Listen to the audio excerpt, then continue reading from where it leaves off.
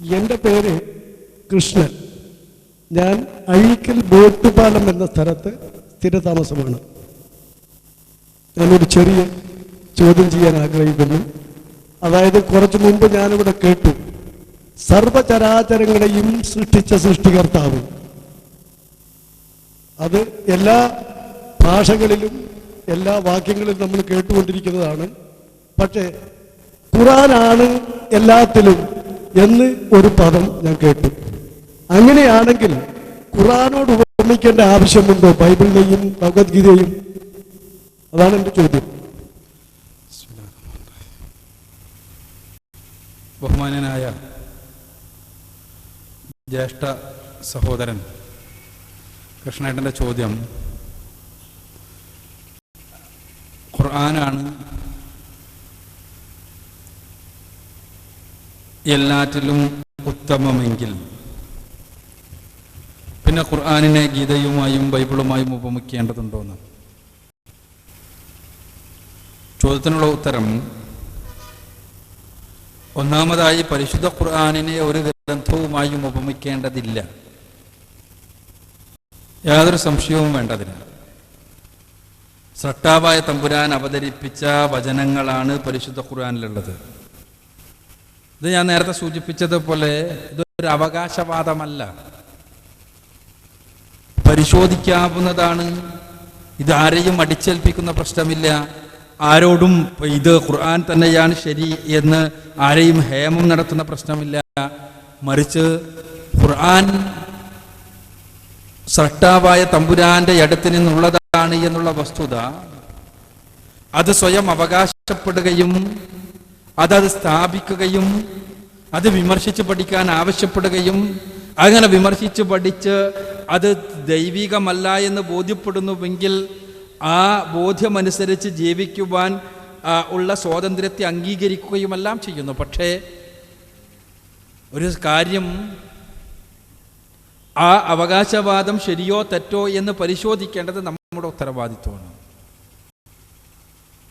അത് പരിശോധിക്കാതെ അത് തെറ്റി എന്നോ ശരിയെന്നോ അങ്ങനെ അവകാശവാദത്തിൽ അർത്ഥമില്ല എന്നോ പറയുന്നതിൽ അർത്ഥമില്ല എന്നർത്ഥം.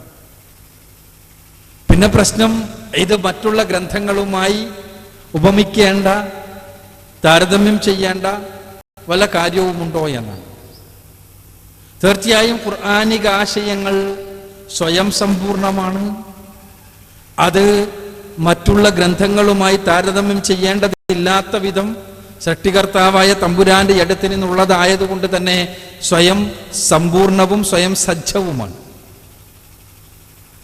പിന്നെ എന്തിന് അത്തരം ഒരു താരതമ്യ പഠനം എന്നതാണ് അടുത്ത ചോദ്യം. തീർച്ചയായും വളരെ പ്രസക്തമാണ് ആ സംശയം ചോദ്യം. ഖുർആൻ പറയുന്നൊരു സത്യമുണ്ട്, പ്രവാചകന്മാർ, ദൈവദൂതന്മാർ എല്ലാ സമൂഹങ്ങളിലേക്കും കടന്നു വന്നു.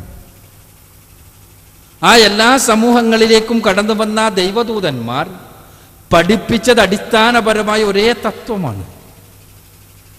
വൈൻ മിൻ ഉമ്മത്തിനില്ലാ ഖലാ ഫിഹാ നദീർ.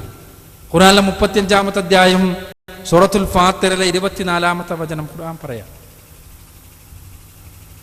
ഒരൊറ്റ സമുദായവും കഴിഞ്ഞു പോയിട്ടില്ല പ്രവാചകന്റെ നിയോഗമുണ്ടായിട്ടില്ലാതെ, ഒരു ദൈവദൂതന്റെ നിയോഗമുണ്ടാകാതെ ഒരൊറ്റ സമുദായവും കഴിഞ്ഞു പോയിട്ടില്ല.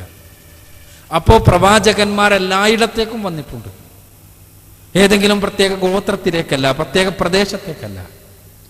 അപ്പോൾ ആ പ്രവാചകന്മാരെല്ലാം ഒരേ സന്ദേശമാണ് പഠിപ്പിച്ചതെങ്കിൽ ആ സന്ദേശത്തിന്റെ, പ്രവാചകന്മാർ പഠിപ്പിച്ച സന്ദേശത്തിന്റെ അവശിഷ്ടങ്ങൾ ആ പ്രദേശങ്ങളിലെ ഗ്രന്ഥങ്ങളിലോ സാഹിത്യങ്ങളിലോ കാണാനുള്ള സാധ്യതയുണ്ട്. അപ്പോ പരിശുദ്ധ ഖുർആൻ മനുഷ്യരുടെ കൈകടത്തലുകൾക്ക് വിധേയമല്ലാത്ത, ഒരിക്കലും തന്നെ ഒന്നും കൂട്ടിച്ചേർക്കപ്പെടാത്ത, എടുത്തു മാറ്റപ്പെട്ടിട്ടില്ലാത്ത സ്വയം സമ്പൂർണമായ വേദഗ്രന്ഥമാണ് എന്ന് പറയുമ്പോൾ തന്നെ ഖുർആൻ പറയുന്നൊരു കാര്യമുണ്ട്, മുൻപുള്ള പ്രവാചകന്മാർക്കും വേദഗ്രന്ഥങ്ങൾ അവതരിപ്പിച്ചു കൊടുത്തിട്ടുണ്ട്. അത് എവിടേക്കൊക്കെ വന്ന പ്രവാചകന്മാർക്ക് വേദഗ്രന്ഥങ്ങൾ അവതരിപ്പിച്ചു കൊടുത്തിട്ടുണ്ട് എന്ന് നമുക്കറിയില്ല.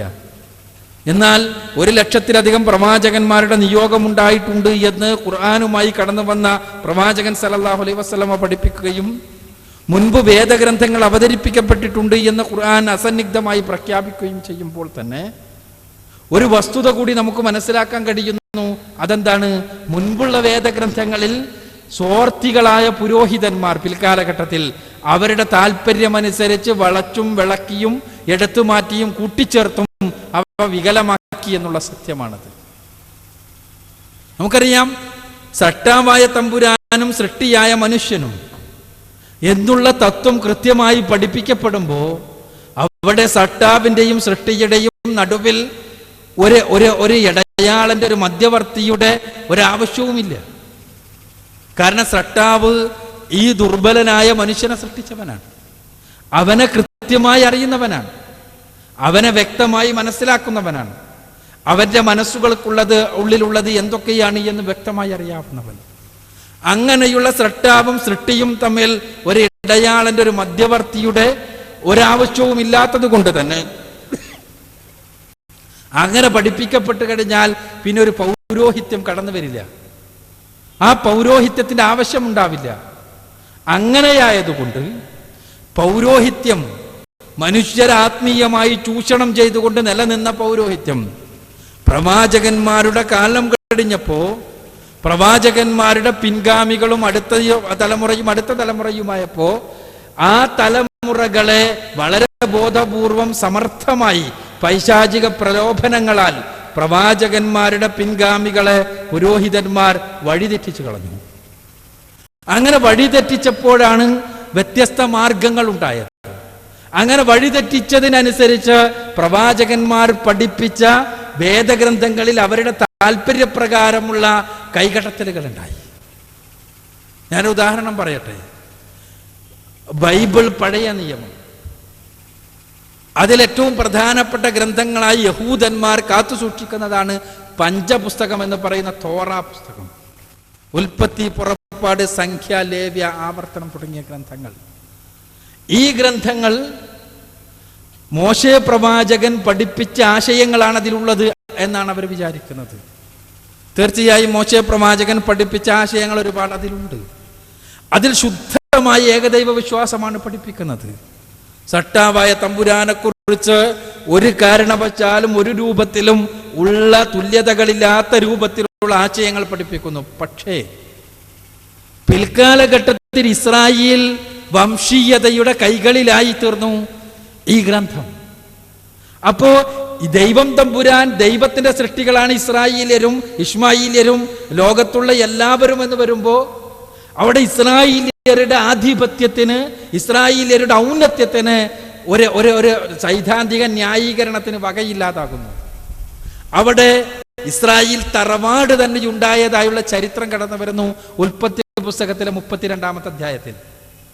അതെങ്ങനെ ഇസ്രായേൽ തറവാടുണ്ടാകുന്നത്? ഇസ്രായേലിന്റെ ഗോത്രപിതാവായിരുന്ന യാക്കോബ്, ആ യാക്കോബ് ഒരു ദിവസം ദൈവവുമായി, സാക്ഷാൽ യഹോവയുമായി ഗുസ്തി പിടിക്കുന്നു. ഇത് ബൈബിളിലുള്ളതാണ്. യഹോവ വരുന്നു, യഹോവയുമായി ഗുസ്തിയുണ്ടാകുന്നു യാക്കോബ്. ആ ഗുസ്തിയിൽ പാവം യഹോവ പരാജയപ്പെടുന്നു. എന്നിട്ട് ഇടുപ്പിന് പിടിച്ചിട്ട്, വാരിയലിനെ പിടിച്ചിട്ട് എന്നെ അനുഗ്രഹിക്കാതെ വിടുകയില്ല എന്ന് പറഞ്ഞ് യഹോവയെ യാക്കോബ് നിർബന്ധിക്കുന്നു. അവസാനം ദൈവം നിർവാഹമില്ലാതെ യഹോവ യാക്കോബിനെ അനുഗ്രഹിക്കുന്നു. അങ്ങനെ ദൈവം പോകുന്നു, യാക്കോബ് അനുഗ്രഹീതനാകുന്നു. അന്നു മുതൽ യാക്കോബിന് ഇസ്രായേൽ എന്ന പേര് ലഭിക്കുന്നു. ഇത് വേദഗ്രന്ഥത്തിലുള്ളതാണ്. ദൈവിക ഗ്രന്ഥമെന്ന് വിശ്വസിക്കപ്പെടുന്ന, വിശുദ്ധമെന്ന് കരുതപ്പെടുന്ന ഗ്രന്ഥത്തിൽ എങ്ങനെ വന്നു? വളരെ കൃത്യമാണ്, ഏത് ആളുകൾക്കും മനസ്സിലാക്കാൻ കഴിയുന്ന കാര്യമാണ്. അതെന്താ കാര്യം?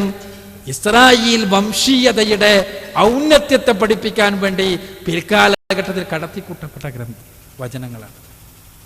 ഇങ്ങനെ വചനങ്ങൾ കടത്തിക്കൂട്ടപ്പെട്ടു.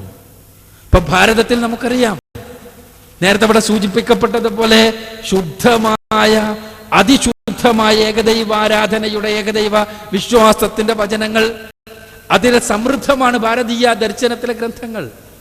പ്രഗതമെല്ലാം ഹിരണ്യഗർഭ സൂക്തത്തിലെല്ലാം വളരെ കൃത്യമായി സട്ടാവായ തമ്പുരാനെ വിശദീകരിക്കുന്ന നമുക്ക് കാണാം. ഹിരണ്യഗർഭസമവർത്തദാഗ്രേ ഭൂതസ്യ ജാതഃ പതിരേക ആസീത് സദാധാര പൃഥിവീം ദ്യാമുതേമാം കസ്മൈ ദേവായ ഹവിഷാവിധേമാ. ഇത് വളരെ കൃത്യമായി സ്രഷ്ടാവായ തമ്പുരാനെ വിശദീകരിക്കുന്നു. പക്ഷെ അതേ ഋഗ്വേദത്തിൽ സ്രഷ്ടാവായ തമ്പുരാനെ ഒരു പുരുഷനോട് ഉപമിക്കുകയും ബ്രാഹ്മണോസ്യ മുഖമാസീത് ബാഹുരാജന്യകൃത ഒരു തദസ്യ ദ്വൈശ്യപാദ്യ ശൂദ്രോ അജായത എന്ന വചനമുണ്ടാകുന്ന പിൽക്കാലഘട്ടത്തിൽ ബ്രാഹ്മണന് ശിരസിൽ നിന്നും ശൂദ്രൻ പാദത്തിൽ നിന്നും സൃഷ്ടിക്കപ്പെട്ടവനാകുന്നു. അപ്പോൾ ശിരസിൽ നിന്ന് സൃഷ്ടിക്കപ്പെട്ട ബ്രാഹ്മണൻ തലച്ചോറിന്റെ പണികൾ എടുക്കണം, സമൂഹത്തെ നയിക്കണം. പാദത്തിൽ നിന്ന് സൃഷ്ടിക്കപ്പെട്ട ശൂദ്രൻ പാദസേവ ചെയ്യണം, അടിമവൃത്തി ചെയ്യണം. വിശദീകരണമായി ഞാൻ പറയുന്നത്, പിൽക്കാലഘട്ടത്തിൽ പുരോഹിതന്മാരുടെ കൈകടത്തലുകൾ ഉണ്ടായി വേദഗ്രന്ഥത്തിൽ നിന്ന്. അതുകൊണ്ടാണ് ഇവ വികലമാക്കപ്പെട്ടത്. അതുകൊണ്ടാണ് അവയിൽ മാനവ വിരുദ്ധമായ ആശയങ്ങൾ ഉണ്ടായത്. അവിടെയാണ് വിശുദ്ധ ഖുർആൻ പ്രസക്തമാകുന്നത്. ഇവിടെ മുസ്ലിം സമൂഹത്തിൽ ഇതേ രൂപത്തിലുള്ള പല തിന്മകളുടെയും സ്വാധീനം ഉണ്ടായിട്ടുണ്ട്, പല തിന്മകളുടെയും. പക്ഷേ പരിശുദ്ധ ഖുർആൻ അത് പടച്ച തമ്പുരാൻ അവതരിപ്പിച്ച രൂപത്തിൽ തന്നെ സംരക്ഷിക്കുമെന്ന് പടച്ചവൻ തന്നെ വാഗ്ദാനം നൽകിയിട്ടുള്ളത് കൊണ്ട് തന്നെ ഈ തിന്മകളുടെ, സമൂഹത്തിലുണ്ടായ തിന്മകളുടെയൊന്നും ലാഞ്ചന സ്വാധീനം ഖുർആനിലേക്ക് കടന്നു വന്നിട്ടില്ല.